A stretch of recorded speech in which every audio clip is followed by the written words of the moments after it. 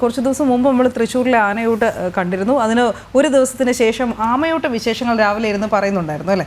സമാനമായൊരു കാഴ്ചയാണ് നമുക്ക് വീണ്ടും പങ്കുവയ്ക്കാനുള്ളത്. ആമയൂട്ട് നടത്തുന്ന അപൂർവം ക്ഷേത്രങ്ങളിൽ ഒന്നാണ് കാസർഗോഡ് കുണ്ടംകുഴിയിലെ അടുക്കത്ത് ബയൽ ഭഗവതി ക്ഷേത്രം. ഇവിടെ ആമയൂട്ട് നടത്തിയാൽ ചർമ്മരോഗങ്ങൾ മാറുമെന്നതാണ് വിശ്വാസം. ജില്ലയ്ക്കകത്തു നിന്നും പുറത്തു നിന്നുമായി നിരവധി ഭക്തർ ഇവിടേക്ക് എത്തുന്നുണ്ട്. മഴയിൽ കുളിച്ചു നിൽക്കുന്ന ക്ഷേത്രവും ആമയൂട്ട് ചടങ്ങുമാണ് ഇന്നത്തെ മിഴി നമ്മൾക്ക് മുമ്പിൽ എത്തിക്കുന്നത്. എന്തായാലും ദൃശ്യങ്ങൾ പകർത്തിയത് ശശികുമാർ പടന്നക്കാട്.